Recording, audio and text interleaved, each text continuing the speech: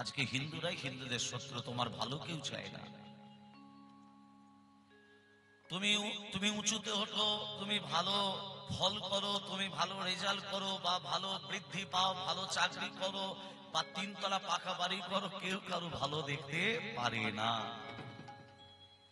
এই হচ্ছে আমাদের হিন্দু সমাজ। কিন্তু মহাপ্রভু 1486 খ্রিস্টাব্দে, 1407 শকাব্দে, 491 বঙ্গাব্দে দোল পূর্ণিমার দিন শ্রীধাম নবদ্বীপ ধামে অবতীর্ণ হয়ে কলির মানুষকে বলল, একবার দুবাহু তুলে উচ্চ ঈশ্বরে হরিনাম দাও।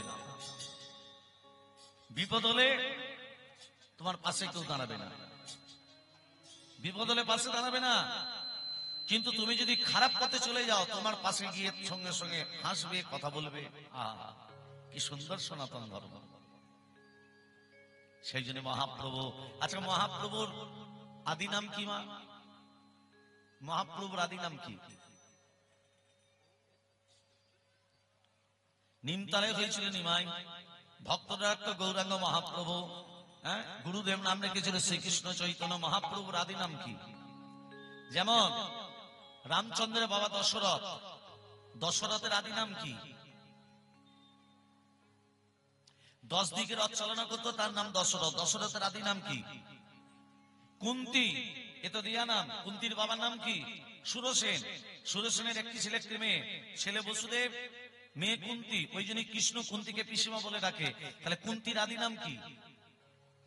সীতার বাবা জনক রাজা, জনকটা পদবী, নামটা কি? রাজা পরীক্ষিত, পরীক্ষিতের আদি নাম কি? পথ চলিতে আর ভুলিতে, পথ চলিতে আর বলিতে, পথ চলিতে আর বলিতে, তোমরা গাও গাও কৃষ্ণ নাম, মধুর নাম হরি নাম। তোমরা গাও গাও কৃষ্ণ নাম, মধুর নাম হরি নাম।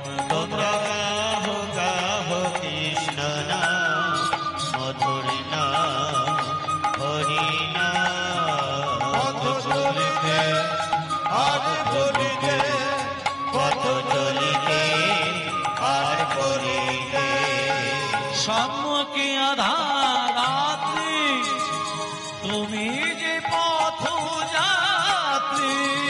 সর্বমুখে আধার রাত্রি, তুমি যে পথ যাত্রী।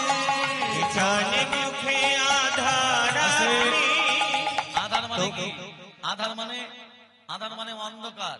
অন্ধকারে পথ চলে যাবে? রাধে রাধে, অন্ধকারে পথ চলে যায় না।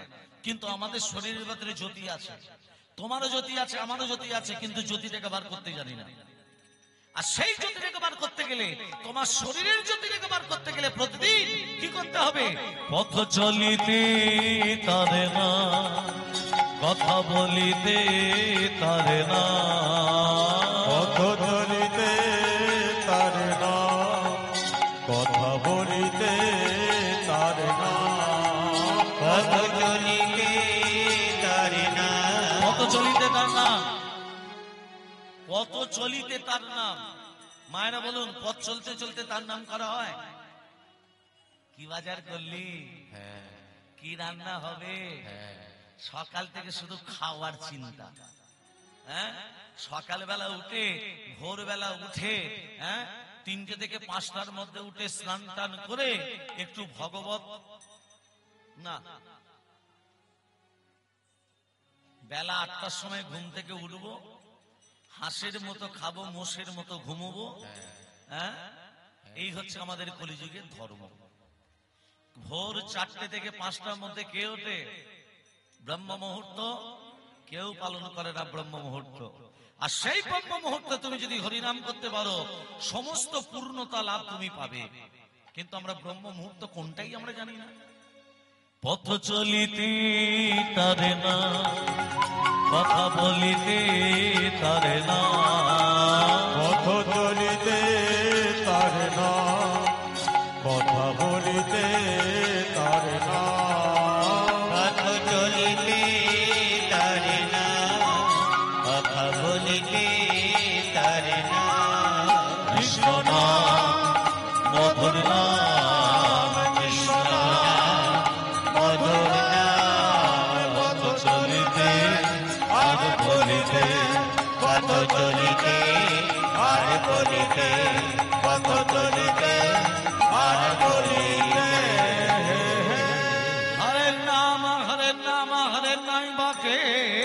বলং কালো নাস্তেব নাস্তেব নাস্তেব গতি অন্যথা হরিনাম হরিনাম হরিনাম করো হরিনাম হরিনাম হরিনাম বলো হরে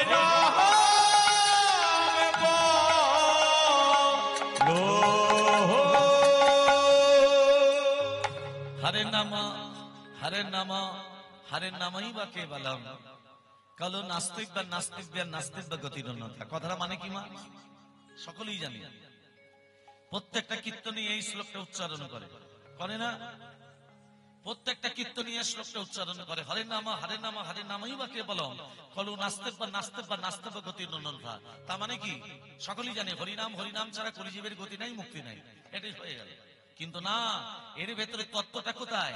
3 বার হরের নামই বা 3 বার নাস্তিক। আমার যেটু চলে এসছে গো, রাধে রাধে। বৎসরে একটা দিন এনার সঙ্গে দেখা হয়। আমি ব্রাহ্মণের ছেলে, জানি না কি পূর্ণ অর্জন করেছি। তা যতটুকু পূর্ণ অর্জন করি না কেন, ব্রাহ্মণের ছেলে হয়ে আমার যেটুকু আশীর্বাদ করি, এইরকম যেন এত ভক্তের সমাগম প্রতি বৎসর যেন এইভাবেই করাতে পারে। আপনারা একটু আশীর্বাদ করবেন, কারণ ভক্ত ছাড়া কোনোদিনও ভগবানের কৃপা হয় না। ভক্তি হচ্ছে সব। ভক্ত মাতা পিতা, ভক্ত গুরু, ভক্ত আমার নাম রেখেছে বাঞ্ছা কল্পতরু। ভক্ত যদি হয় মালাকার আমি ছুঁচ হই, যেমন গাতে তেমন মালা তেমনি ভাবেই রই। তাই আপনাদের ভক্তের চরণ ধুলি, 3টে জিনিস সব থেকে বড় মা জেনে রাখবেন। 1 হলো ভক্তের চরণ ধুলি, 2 হচ্ছে ভক্তের পাদধৌত জল, 3 হচ্ছে ভক্তের উচ্ছিষ্ট। এই হচ্ছে ভক্তি রাজ্যের 3 মহাবল। এই 3টে মহাবল যদি আমার যেটু যদি পেয়ে যায়, এই এবছর নয়, আজ থেকে বিগত মানে আগামী 10 বছর এইভাবেই যেন হরিনাম চালাতে পারে। শুধু 10 বছর কেন, আরো 15 বছর, আরো 20 বছর, এই রকম বয়সী যেন থেকে যায়। এর থেকে যেন বৃদ্ধ যেন না হয়। প্রেম সে বলো নিতাই গৌর সীতানাথ প্রেমানন্দে হরি হরি হরি হরি বল, হরি হরি বল, হরি হরি বল। ভক্তমন্ডলী, ভক্তিমতী মা, আজকে মহাপ্রভু বললেন প্রেম দিয়ে হরিনাম করো, কৃষ্ণ নাম করো। 3 বার হরে নামই বলার কারণ কি? 3 বার নাস্তেব বলার কারণ কি? হরিনামে বলো ভাই, হরিনামে কর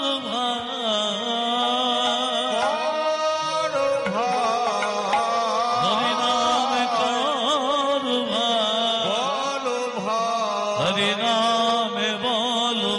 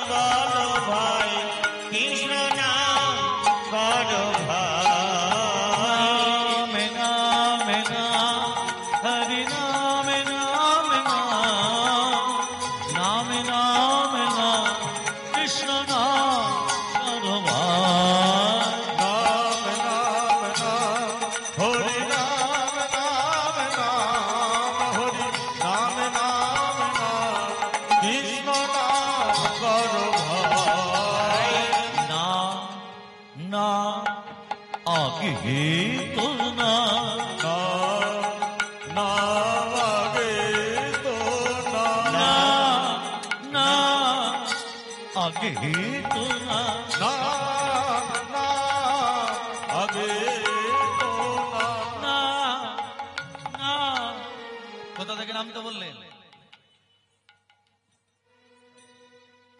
কোথা থেকে নামতে বললেন কলিযুগের মানুষকে? না না আগে তো না আগে তো না, অহংকারে মঞ্চ হতে না আগে তো না, অহংকারে মঞ্চ হতে না আগে তো না,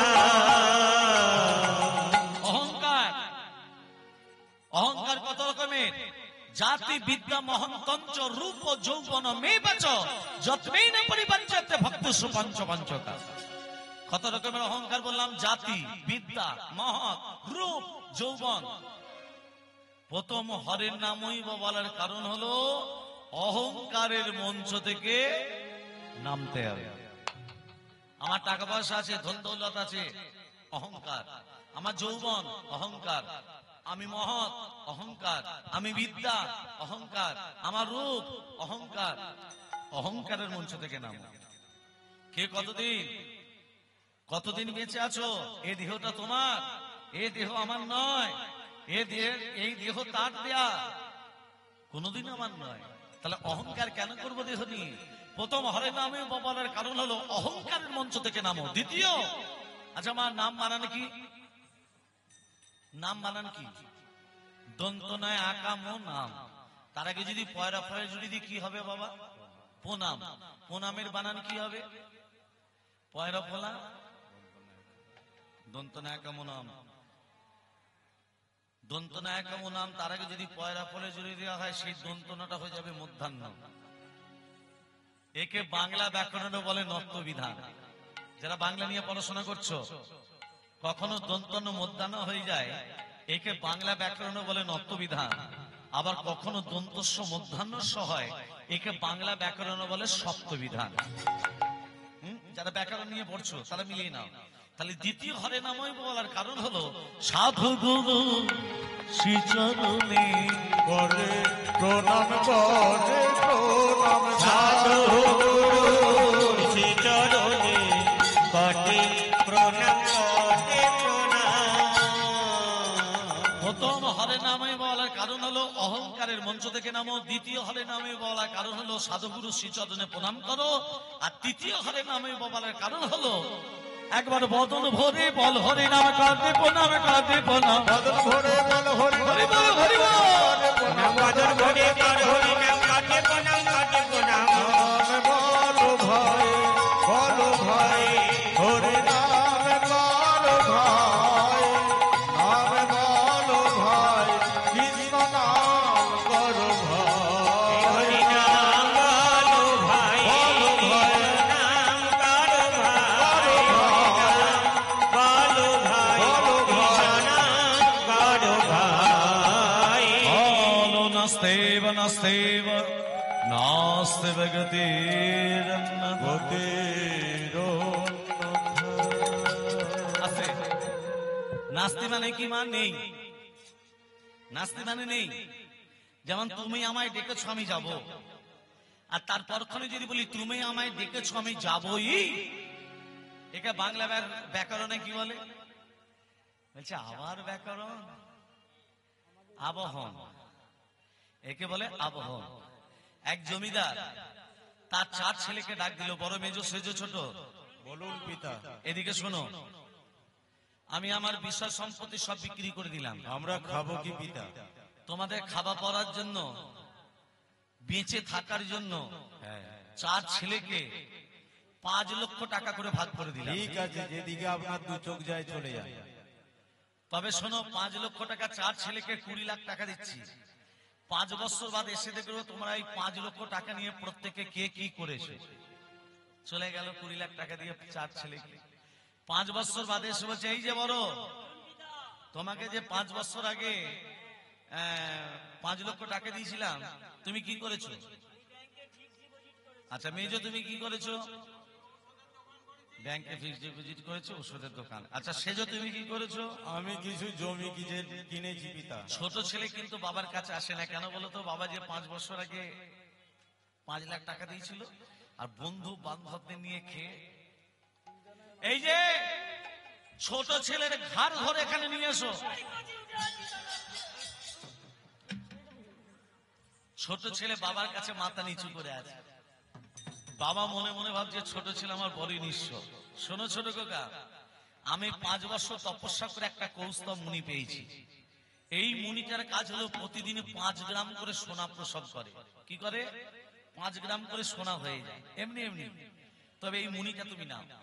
3 ছেলে বলছে, দেখ দেখ 3 ভাই কেমন ভিখারির বেশ ধরে আসল সম্পত্তি হাতি নিল।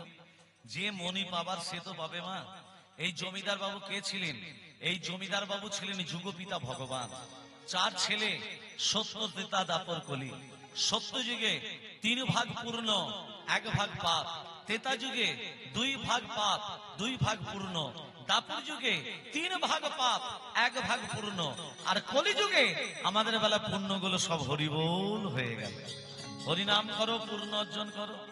তাহলে 3 বার নাস্তিব্য কেন বললেন? শোনো কলির জীব, সত্য যুগের মতো তুমি ধ্যান করে ভগবানকে পাবে না।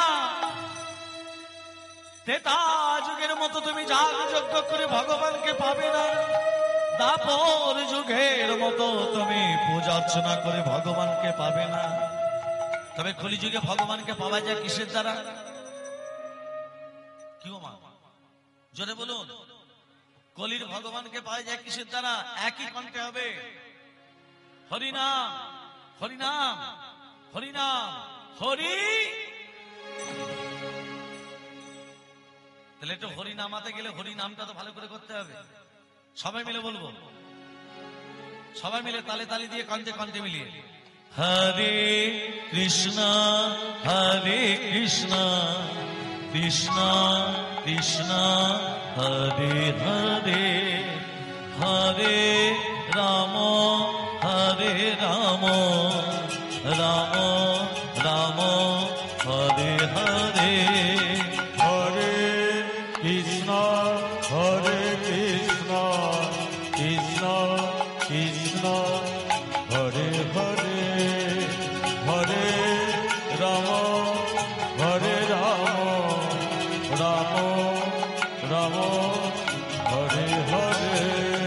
হরে কৃষ্ণ হরে কৃষ্ণ কৃষ্ণ কৃষ্ণ হরে হরে, হরে রাম হরে রাম রাম রাম হরে হরে। হরে।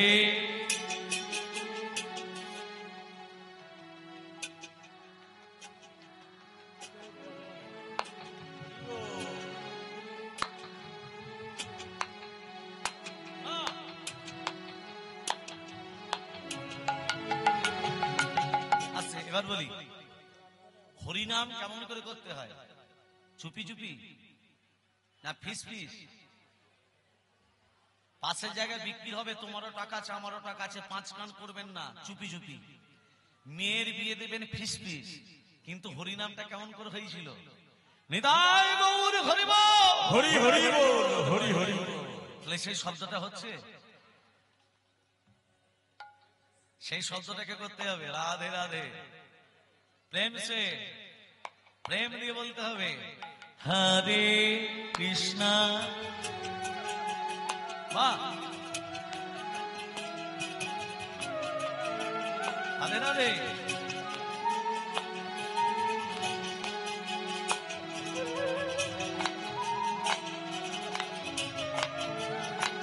এই হাতের কাজ কি? হাতের করতাল দিয়া। চোখের কাজ কি? দর্শন করা, ভগবানকে দর্শন করা। রসনের কাজ কি? হরিনাম উচ্চারণ করা। এবার বলি, রসনা বলছে জিহ্বা দগ্ধ পরাণেন, পরের খেতে পারলেই ভালো। হাতের কাজ করতাল কোথা দেবে? করতাল দেবে। হস্তদগ্ধ পরধনে, যত পরের সম্পত্তি লুটে পুটে নেব তত ভালো। চোখের কাজ নিদ্রাং বাসাতাং পুরুতে মম, যত বেলা 8টা পর্যন্ত ঘুমোতে পারবো ততই ভালো। এইভাবে হরিনাম বলে বলা হবে না। মহাপ্রভু প্রেম দিয়ে হরিনাম করতে বলেছিলেন। প্রেম, প্রেম, ভালোবাসা দিয়ে করো, দরদ দিয়ে করো। ছেলেকে যেমন ভালোবাসেন, এই যে সংসারের জন্য সকাল থেকে রাত্রি পর্যন্ত কার জন্য পরিশ্রম করছেন ভেবে বলুন, বুকে হাত দিয়ে কথা বলুন। সকাল থেকে রাত্রি পর্যন্ত পরিশ্রম করছেন কার জন্য? সংসারের জন্য, ছেলে মেয়ের জন্য। সংসার থেকে পেলেন কি? পেলেন কি? লাঞ্ছনা, গঞ্জন, অপমান। যা চিন্তা ভূমিপুত্র পৌত্রের ব্যাপারে সম্ভাষণে, যা চিন্তা ধন ধান সাধারা বজায়তে, সা চিন্তা যদি নন্দন নন্দন পদে দণ্ডন বিন্দে খানন, কার চিন্তা ভীমরাজ স্বজনে প্রয়াণে প্রভ। বুকে হাত দিয়ে ভাবুন, যা চিন্তা ভূমি পুত্র পৌত্র ব্যাপার সম্ভাষণে সংসারের জন্য চিন্তা করছি, ছেলে মেয়ের জন্য চিন্তা করছি, টাকা পয়সার জন্য চিন্তা করছি, জমি জায়গার জন্য চিন্তা করছি, কি করে ভালো ফসল হবে, সা চিন্তা সেই রকম চিন্তা যদি নন্দন নন্দন পদে দণ্ডবিন্দে ঘনাম ওই নন্দের নন্দন শ্রীকৃষ্ণের পদ চিন্তা করতাম। কার চিন্তা, কিসের চিন্তা? যমরাজ সদনে প্রাণে প্রভু। যমরাজ আমাদের নিয়ে যেতে পারবে? পারবে যদি অন্তর দিয়ে হরিনাম করি। সবাই মিলে বলুন, হরে কৃষ্ণ হরে কৃষ্ণ কৃষ্ণ কৃষ্ণ হরে হরে, হরে রাম রাম রাম হরে হরে। হরে কৃষ্ণ কৃষ্ণ কৃষ্ণ হরে হরে, হরে রাম রাম রাম হরে হরে। বলি, এই যে একটা কথা বলি, যতক্ষণ বেঁচে আছেন ততক্ষণ আপনার সম্পর্ক কি ভেবে বলবেন, যতক্ষণ বেঁচে আছেন ততক্ষণ সম্বন্ধ, আর মরে গেলে সম্বন্ধ থাকবে? থাকবে? এর পরের জন্মে কি হবো আমি বলতে পারবো না? তুমি বলতে পারবে? কেউ বলতে পারবে না, তাই তো? তাহলে যতক্ষণ বেঁচে আছেন সম্বন্ধ, মরে গেলেই হরি বল। তাহলে বাস্তব তত্ত্ব কথা বলি। শিষ্যকে নিয়ে গুরুদেব চলেছে রাস্তা ধরে, তার শিষ্য গুরুদেবকে বলছে, গুরুদেব খুব পিপাসার্থ আমি। গুরুদেব বলছে, বেটা তোর পিপাসা পেয়েছে, জল পিপাসা পেয়েছে? বলে হ্যাঁ। বলে ওই চায়ের দোকানে চ, ওই চায়ের দোকান থেকে জল নিয়ে তোকে খাই দিচ্ছি। তার শিষ্য কি করেছে, যেই বলেছে গুরুদেব চায়ের দোকানে এসে বলছে, বেটা আমি চায়ের দোকানের ভেতরে যাব না, আমি এই বেঞ্চটায় বসছি, আর তুই একটু জল পান করে চলে আয়। তার শিষ্য কি করেছে, জল পান করে গুরুদেবের পাশে বসেছে। তা সেই সময় একজন ছাগল চড়ি নিয়ে যাচ্ছে, মা ছাগল, ছাগল হাই হাই হাই করে ছাগল নিয়ে যাচ্ছে। একটা ছাগল কি করেছে, ওই চায়ের দোকানে ভেতরে প্রবেশ করে ওমা কি করেছে, বিস্কুট গুলো খেতে শুরু করে দিয়েছে। এবার যে দোকানদার এবার যায়, ছেলেটা কি করেছে, ছাগলটাকে আচ্ছা করে পেটাচ্ছে, বিস্কুট গুলো খেয়ে নিচ্ছে। তো ওই বিস্কুট গুলো আর কাউকে দেয়া যাবে? অতগুলো বিস্কুট নষ্ট করে দিল। ছাগলটা ম্যা ম্যা ম্যা করে খুব চেঁচাচ্ছে, যত মারছে তত চেঁচাচ্ছে, আর গুরুদেব তত হাসছে। গুরুদেব হাসছে, ছাগলটাকে যত মারছে আর গুরুদেব তত হাসছে। শিষ্য বলছে, গুরুদেব একটা প্রশ্ন করব, ছাগলটাকে অত জোরে জোরে মারছে, ছাগলটার কষ্ট হচ্ছে, আপনি তো ভগবানকে সব সময় আরাধনা করেন, আপনি তো ভগবানকে নিয়ে থাকেন, তা আপনি এটা দেখে হাসছেন কেন? আপনি প্রতিবাদ করতে পারছেন না? হ্যাঁ রে, ছাগলটাকে ছেড়ে দে, কষ্ট পাচ্ছে, ওরও তো প্রাণ আছে, ওরও তো প্রাণ আছে, ছাগলটাকে ছেড়ে দিতে বলুন না, আমার দিকে কষ্ট হচ্ছে। আবার শিষ্যের কথা শুনে আরো হাসছে গুরুদেব। বলছে, গুরুদেব তত্ত্বটা একটু খুলে বলবেন, এর মাঝে তত্ত্বটা কি? বলে, শোন বেটা, এই চায়ের দোকানে কি লেখা আছে, উপরে কি লেখা আছে? ভোলানাথ টি সেন্টার। কি লেখা আছে? ভোলানাথ টি। হ্যাঁ, তার মানে ভোলানাথের চায়ের দোকান। তা ভোলানাথটাকে, ছেলেটাকে জিজ্ঞেস কর। বলছে, এই দোকানটা কার? বলে, কেন আমার? নামটা কার? বলে, কেন আমার বাবার। বাবা কোথায়? বলছে, বাবা হরি বল। বাবা মরে গেছে, নামটা কিন্তু রয়ে গেছে, নামটার পাল্টাই নাই। তার মানে তার বাবা হচ্ছে ভোলানাথ, ছেলের নাম হলো লোকনাথ। হ্যাঁ, নামটা পাল্টাই নাই। বলছে, তোর বাবা মরে গেছে? বলে হ্যাঁ। বলে, কবে মরেছে? বলছে, হয়ে গেল বছর 2 হলো, 2 বছর হলো। শিষ্যের কাছে শিষ্য কি করেছে, গুরুদেবকে বলছে, গুরুদেব এর বাবা 2 বছর মরে গেছে, নামটা কিন্তু বাবার নামই আছে। বলছে, এবার দেখ, ওই ছাগলটা যখন মারছিল আমি দেখে হাসছিলাম কেন জানিস? ওর বাবা ভোলানাথ সব সময় এই দোকানটা নিয়ে পড়ে থাকতো, ঘর আর যেত না। দোকানটা তার এত প্রিয় ছিল, এত ভালোবেসে ফেলেছিল, সে আর ঘর কোনোদিন যেত না। সেই বাবা যখন মরে গেছে, সেই বাবা কি হয়েছে, ছাগল রূপে জন্ম নিয়েছে, মানুষের সঙ্গে মিথ্যা কথা বলেছে, 2 টাকা চা 4 টাকা বিক্রি করেছে, সেই জন্য ওই ছাগল রূপে জন্ম নিয়েছে। কিন্তু মায়াটা কোথায় যাবে, সম্বন্ধটা কোথায় যাবে? সেই জন্য ছাগল রূপে জন্ম নিয়ে ওই চায়ের দোকানে ভেতরে প্রবেশ করে ওই বিস্কুট গুলো খেতে লেগে গেছে। কিন্তু তাহলে আমি ছেলেটাকে বলে আসি, ওটা তোমার বাবা? হ্যাঁ, বলে আমি বলে আসি। বলে এই তুই বলতে যাবি, ও বিশ্বাস করবে না। শোন, যতক্ষণ প্রাণ থাকবে ততক্ষণ সম্বন্ধ থাকবে, প্রাণ চলে যাবে সম্বন্ধ থাকবে না, তুই যাস না রে বেটা। বলে না, আমি ওকে বলবো ওটা তোমার বাবা, ছাগল উঠে এসেছে, ওকে তুমি ঘরে নিয়ে গিয়ে ভালো করে যত্ন করো।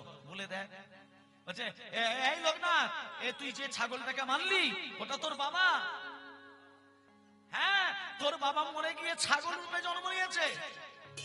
বলছে আপনার মাথা খারাপ না পেট খারাপ? আমার বাবা ছাগল রূপে জন্ম নিয়েছে। হ্যাঁ, যতক্ষণ বেঁচে থাকবে ততক্ষণ সম্বন্ধ, আর মরে গেলে নিতাই গৌর হরি বল। হরি হরি বল, হরি হরি তাহলে বল।